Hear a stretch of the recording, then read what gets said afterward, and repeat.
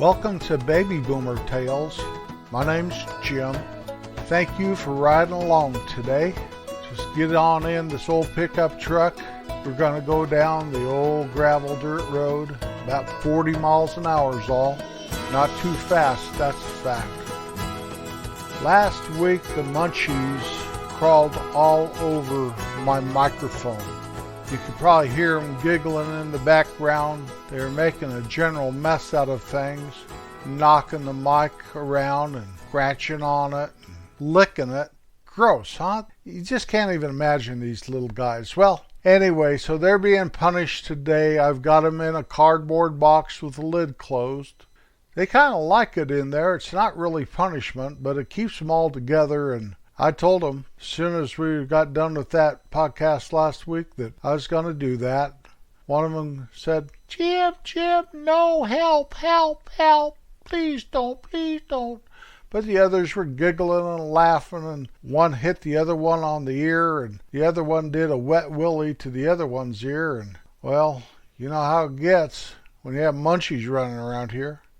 Oh, you don't have munchies running around your house? Well, let me tell you, they are very entertaining and a pain in the patoot all at the same time. So we are going to try my old microphone today. That new mic picks up things like when you rub up against it and stuff. And if it's not the munchies rubbing up against it, it's me. So we're going to try this old one again. I like it. I'm more comfortable with it, but the other one's better and more sensitive. That's what I don't like about it. And so I'm just going back for a week to this old one.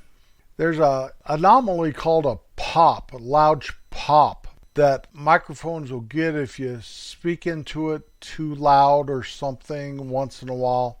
Now I have to edit those out, and sometimes they edit out at an inappropriate time or inopportune, a bad time.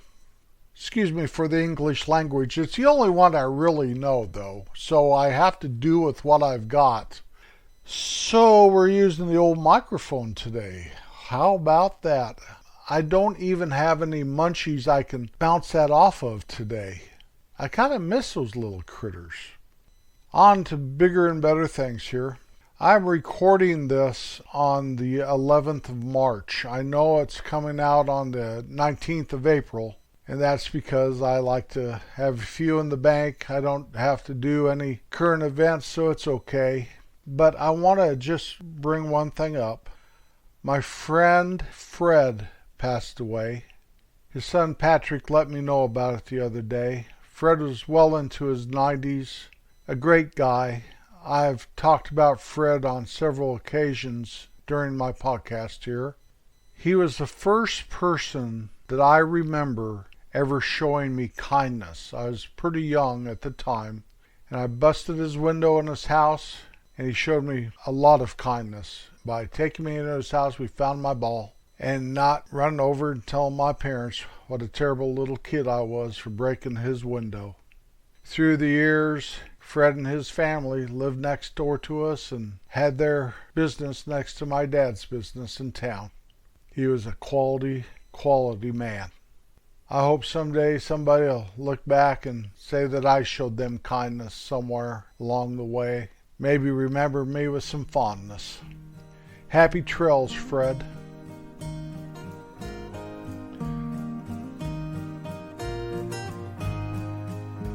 Our song of the week this week is I Can See Clearly Now, written and sung by Johnny Nash.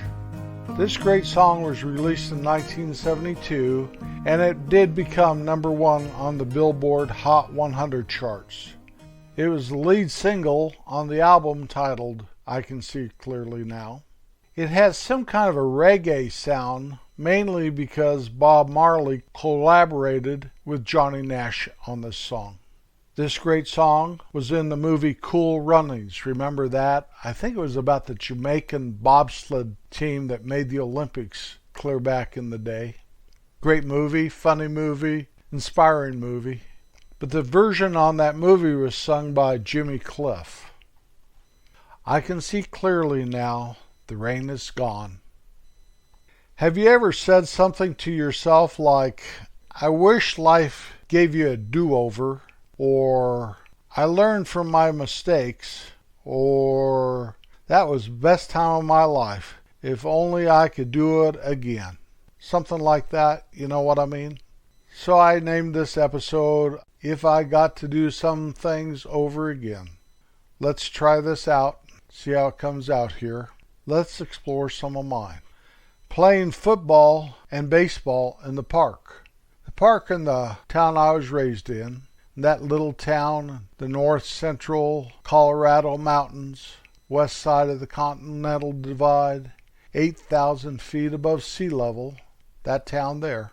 Well, the park was a block long and a block wide, basically.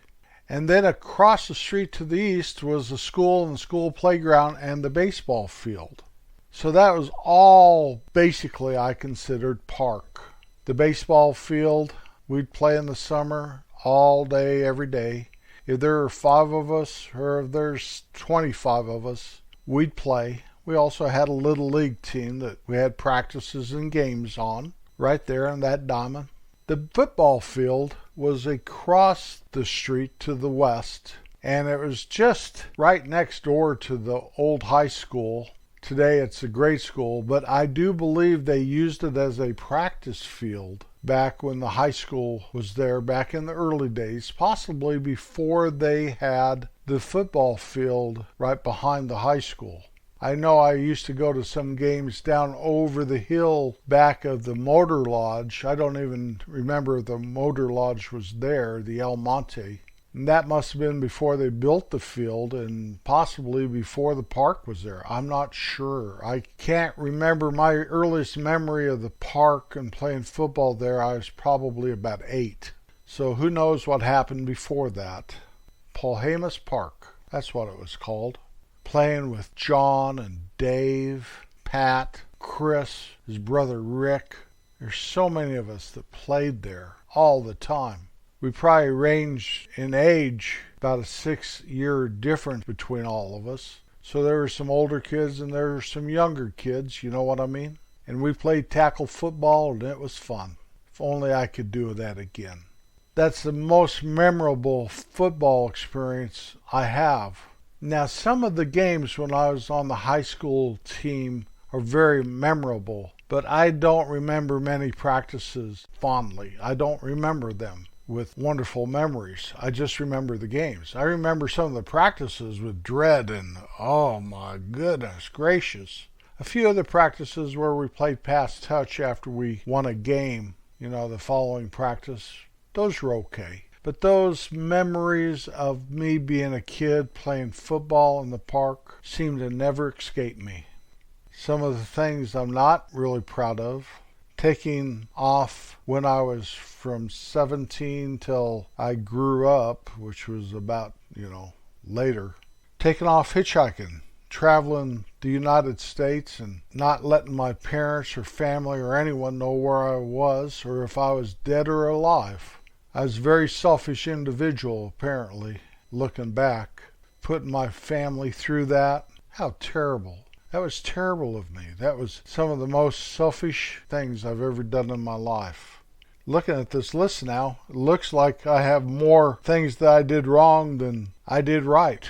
So I need to wish that I could correct some of this wrongdoing more than fondly remember the good things.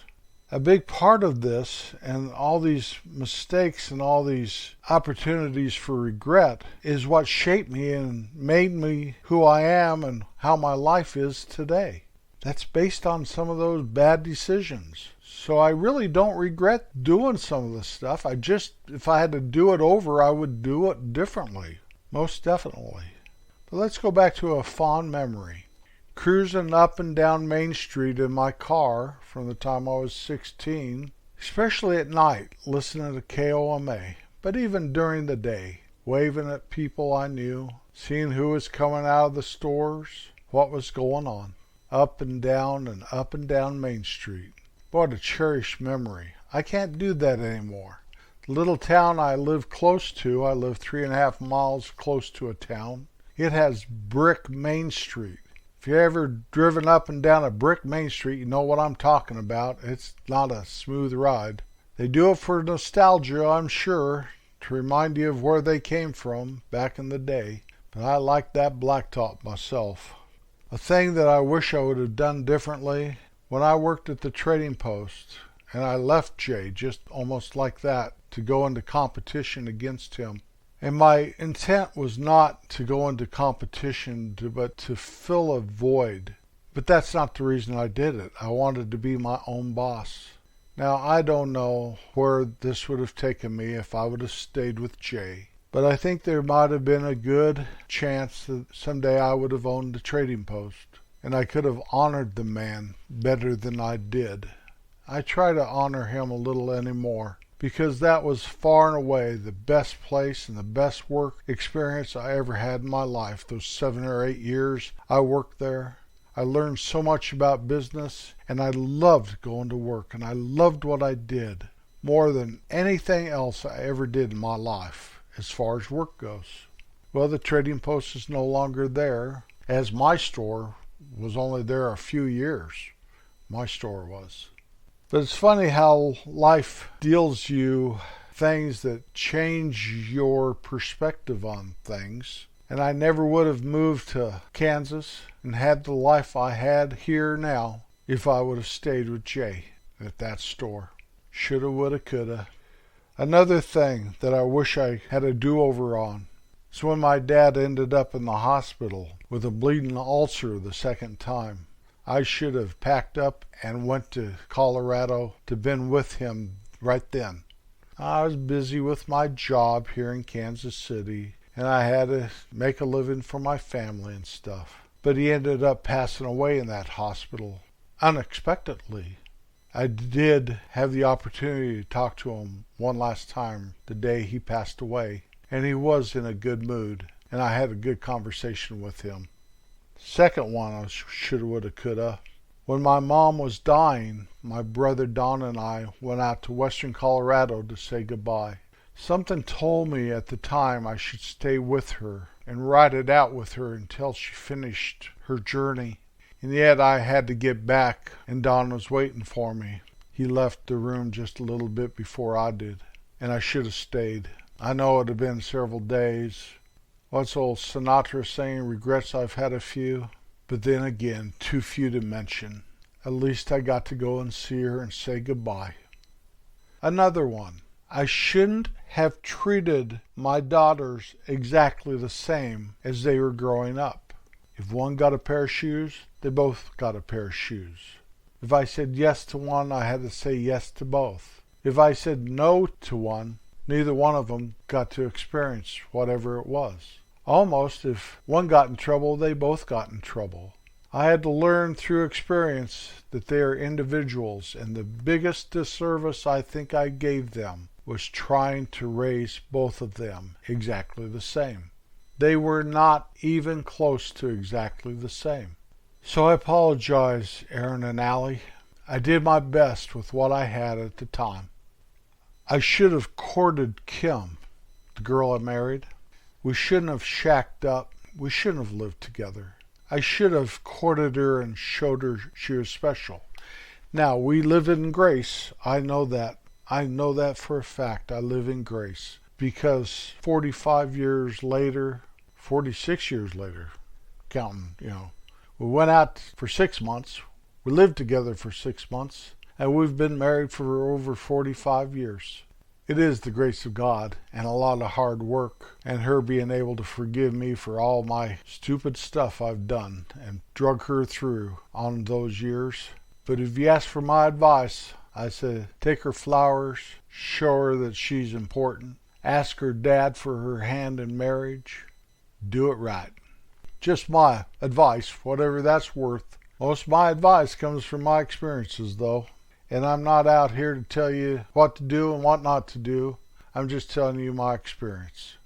I'm not beating myself up here. I have lived a good life. I have. I have been healthy and I'm not destitute. I have loved and I've been loved. I'm sure more things will come to me after I publish this episode. That's usually the way it is when I do things. And right here, I think I have an opportunity to think of a dozen things, good and bad, later on. But it is what it is, and this is what it is today.